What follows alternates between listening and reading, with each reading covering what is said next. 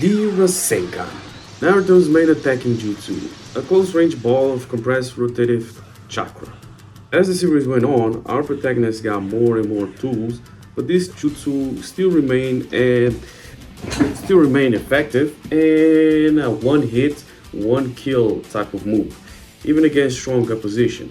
Here's the top 10 Rasengan finishers from all the Naruto series.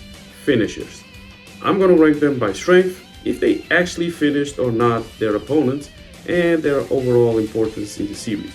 And I'm only counting one-hand Rasengans, so Rasengans, Odama Rasengans, Wing Style. Nope, I'm not counting any single one of them. Only pure-bred Rasengans. So before that, please remember to like and subscribe to the channel. I do this for the love of anime, and I hope to keep growing the channel. So number 10. At number 10 comes obviously not obviously, but probably the weakest Rasengan in the series, which was the first one that Jiraiya did against some random thug in the classic series. So yeah, since this was the first one, I'm gonna put it on the list. At number 9 comes a controversial Rasengan. Konohamaru's Rasengan against Pain. More specifically, the Jigukudo Pain. The moment, honestly, the moment was awesome. Not gonna lie. Still makes my eye tear up every time I see it. But it still felt like a filler episode. Not gonna lie. Like, when did Konohamaru had the time to learn the Rasengan? Like, Naruto, unlike other series, which is something I enjoy a lot, characters' powers don't come out of nowhere without hinting something or setting it up. There's always a setup and a payoff, at least until the war arc. Konohamaru doing the Rasengan was cool, and it was a cool surprise. I'm even surprised that it's even in the manga, but it like came out of nowhere though. Besides that, Jigukudo was summoned perfectly fine before Tendo nukes the village, and even stands up just pretty much fine. Unlike Shurado Pain, which was destroyed and was shown to be destroyed, and it was even brought back by Jigukudo, it was destroyed by Kakashi. So either Konohamaru's Rasengan was weak, which definitely deserves to be in the ninth spot, or it's a plot hole in the series. Anyway, but most likely it was a plot hole. At number 7, at number 8. At number 8 comes a Rasengan that did not necessarily finish its opponent, but allowed a huge reveal in the series, which was Naruto versus Obito's mask. As it was shown before, Naruto in Kyuubi chakra mode could not destroy that mask with a headbutt. And remind you, Naruto in this chakra mode is pretty much, of course, the chakra is not as offensive and oppressive like when he went berserk in the Kyuubi mode, but he's still physically strong enough to destroy boulders in that state. That's a lot of chakra he's handling, so it's supposed to be very strong. And with an headbutt, he couldn't destroy freaking Obito's mask at all. So I don't know what that shit was made of, but it couldn't. So this Rasengan finally revealed Obi's true identity. That was a cool one, and that's why it deserves to be on this spot.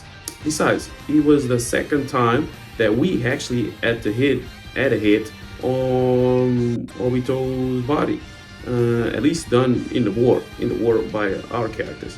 So the time when we actually figured out his ability or how to counter it. So yeah, that's number 8. At number 7 and number 6, I'm just gonna say both of them right now. We got Naruto versus Sasuke. Yeah, the Rasengan versus the Chidori. I chose only 2 encounters for this one, which was the one that comes in the end of Naruto, and obviously the other one that comes in the end of Naruto Shippuden. Curiously, both of those Rasengans were prepared with only one hand. Probably the only ones in the series at all that Naruto actually did. And Curiously enough, none of them actually won in either of the situations. Even though it was hinted in the series, like when Naruto and Sasuke fought for the first time at the top of the hospital, that the Rasengan might be stronger than the Shidori, and that's a realization that Sasuke himself does. But that was not never, or at least it was never revealed to be true. The first fight in the Valley of the End, Naruto only manages to scratch Sasuke's bandana. But hey, while Sasuke actually makes pierces a hole through his chest. Hey, some people argue that Naruto only wanted to prove that point, and that he could scratch it after Sasuke taunted him to do so. But in the end, he didn't take the dub, but it was a very cool Rasengan to watch, and very strong as well. At least for the effects of both of them attacking each other. The effect was pretty wild. Next, the Rasengan in the end of Shippuden let Naruto and Sasuke without their respective arms. Yeah, they lost their arms in that one. How did Naruto even manage to pull a tie there? I don't know, cause Sasuke just robbed his chakra and prepares a Shidori, which apparently has Amaterasu flames on it. This one was a tie, and it was also a cool and important Rasengan in the series, so it takes the 6th place. Is a quick remark. I don't honestly, it was a bit of a plot hole. Come on, Naruto was at his weakest state, pulling a Rasengan with one arm. Of course, Kyuubi's not messing with his chakra control anymore, but with one hand, he destroys Sasuke's arm. Hey, unless the Rasengan is really stronger than the Shidori, I don't see how Naruto could have taken the dub there. But yeah, let's take it as that. The top 5 in the list actually defeated their respective opponents, and the 5th place goes to one I almost forgot it happened. But the moment itself is massive. Jiraiya versus Shikushudo's Pain. Episode 133 is a number at I don't forget in the Naruto series for Shippuden and the classic series. Just like 88, 163, 248, and 355, those numbers, those episodes you have to remember. If you saw Shippuden, you remember those. But in this case, Jiraiya has his final hint to discover the truth about Pain's identity, and all it's left is to really confirm it, which he does, and ends up dying for it. Rest in peace. At 4th place comes the first Rasengan Naruto actually hit. Yeah, Naruto versus Kabuto. This one is plain and simple awesome. Naruto hits come up with a simple solution to his chakra control on the spot, and with the fact that the Rasengan is a close ranged attack. Yeah, make a Kabumushin and grab your opponent. This one, it's the 4th place because, yeah, the effect of the Rasengan actually looks amazing. Naruto looks amazing. And badass, so, and he definitely got a hit on Kabuto.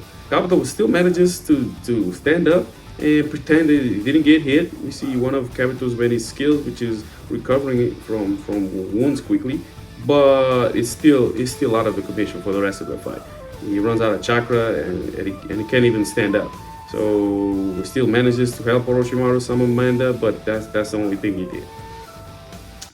At 3rd place, we have Naruto's Rasengan versus the 3rd Raikage. I love this one. After Naruto pulls up in every front of the war, he has to face the strongest Raikage. This man took a full Rasen Shuriken to the face and still didn't go down.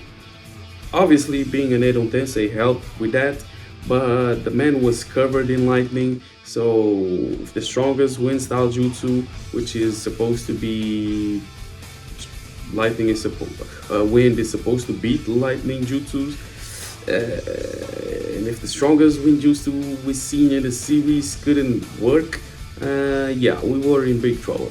At least with how the power system is supposed to work. Yeah, Naruto should have beaten the 3rd Raikage right there and then with a Rasen Shuriken, and even the effect of it was pretty cool. But yeah, once again, we didn't, and Naruto had to come up with something, and yeah, to defeat this opponent.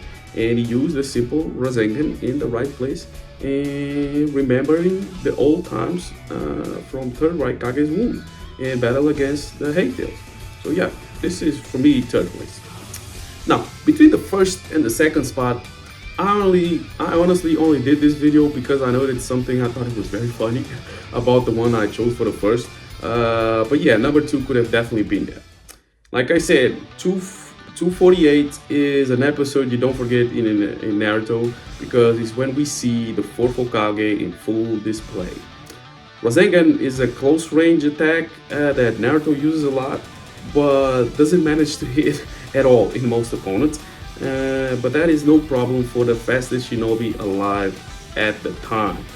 Faster than the White Kages. Yep, Minato's one-hand Rasengan, almost an Odama Rasengan, prepared in milliseconds against Obito, was one of the peak moments in the Naruto series. Everybody likes to throw the word peak nowadays, but yeah, this was definitely it. The original creator of the jutsu just showed it how it's done, completely annihilating Obito with that fight, something it was shown to be very hard to do, at least in every fight up until then. Obito was completely annihilated there, and Minato made it look freaking simple, and made the Rasengan look pretty fucking cool, and himself pretty cool. So yeah, let's go. Number one for me is one of the most important Rasengans, and somehow it's awkwardly strong, and I'm gonna explain why. Naruto's final Rasengan against Tendo Pain. Yes, the protagonist takes the best Rasengan for sure in this list. Arguably, this one is the most important for the story, and at least the most important win in that Naruto had, and in one of the simply the best fight in the series. People argue it's one of the best fights in the series, and yeah, this Rasengan was just awesome. Once again, it was simple. It came out of Naruto's wits. Naruto resists Ashira Tensei with his favorite jutsu, the Kakebushin. I don't know which one would be his favorite, the Kakebushin or the Rasengan, but probably the Kakebushin, because he's the one he practices the most. And he's able to launch himself against Pain and proceeds to pull a catchphrase from the book of Jiraiya. At the same time, he delivers the Rasengan to Pain's body. I don't know why he only hits the Rasengan in freaking people's bellies, but anyway, I don't know what would happen if somebody got hit on the chest, but I think probably would have hurt a lot. But he only hits him in the belly. I don't know. The weirdest thing about this Rasengan, though, yeah, besides everything else, is that Tendo Pain really felt that one.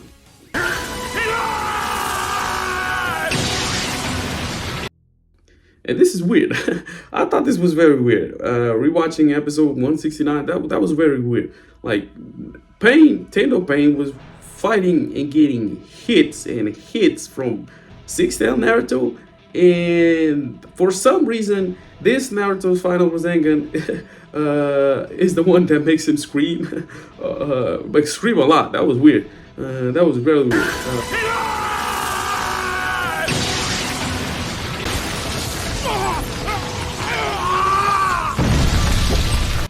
I thought that was very weird, and I thought that was very out of character, and like it begs the question: like, are the paths of pain sending the pain to Nagato, or do they not feel anything at all?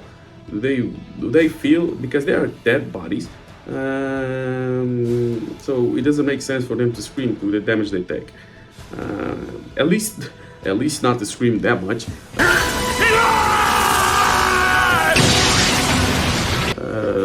But yeah, Naruto made Pain scream with that one, so that one really hurt. He almost punched a hole through him as well. But yeah, that's the list. That's the top 10. What do you think about this list? If you enjoyed this type of video, I might do one on Bleach. I like top 10 got 10 shows. Even though the series isn't over yet, we still got. Well, could do just the original Bleach series. The top 10 gets potential there, but there are some more awesome ones in the Thousand Year Blood War arc. But yeah, I enjoyed doing this video a lot. So say hello, man, and don't forget to like this and subscribe. And us, see you next time. I once knew a trick name, and it